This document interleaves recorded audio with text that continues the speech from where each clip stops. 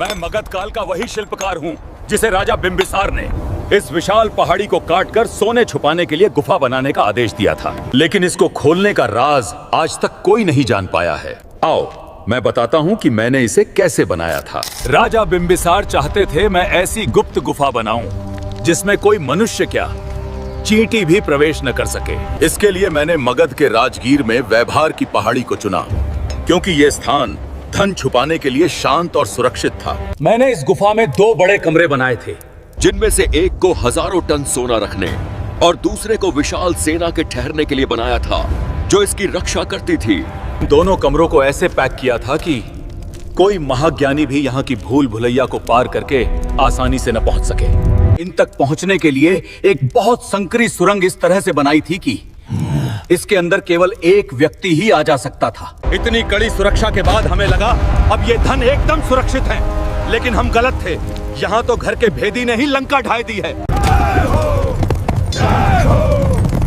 जब अजात शत्रु ने अपने पिता को बंदी बनाकर उनकी हत्या कर दी, तो रानी ने मुझे इस गुफा के मुख्य द्वार को बंद करने का आदेश दिया। गुफा बंद करके मैंने जाते हुए शंख लिपि में कोडिंग करके इस गुफा को खोलने का पासवर्ड लिख दिया था, जिससे आने वाली पीढ़ियां इसे खोल सकें। हम चले गए, किंतु हमारे जाने के बाद अजात शत्रु ने इस गुप्त धन प्राप्त करने के लिए बहुत प्रयत्न किया, लेकिन हर बार उसके हाथ असफलता ही लगी। असंभव।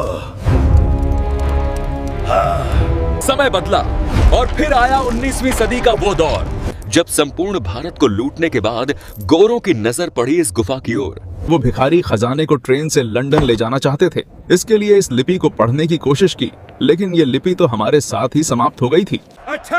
जब अंग्रेज हर तरह से नाकाम रहे, तो उन्होंने इस पर सैकड़ों गोले दागे। अंग्रेजी लुटेरों द्वारा फेंके गए उन तोपे के गोलों के निशान आज भी इसकी दीवार पर स्पष्ट रूप से दिखाई देते हैं। लेकिन ये गुफा फिर भी टूटी नहीं, डटी रही। आखिर टूटती कैसे अंबुजा सीमेंट से जो बनी थी। इसके पीछे कोई जादू नहीं, बल्कि पत्थरों पर खास लेप लगाकर उनको इंटरलॉकिंग कर दिया जाता था, जिससे ये ऐसे जुड़ जाते थे मानो दोनों एक ही पत्थर हों। ये वज्र लेप चूना, गुड़, दाल, सोमरस और कुछ खास जड़ी बूटियां का एक अटूट मिश्रण होता था। मेरे इन हाथों की प्राचीन शिल्प कला और अनूठी रॉक लॉकिंग विधि के आगे सबको झुकना पड़ा, जिससे आज तक कोई हाथ नहीं लगा सका है। और वो हजारों टन सोना आज भी इसके अंदर भरा पड़ा है, जिसे यदि अभी खोल दिया तो पूरा भारत ही माला माल हो जाएगा।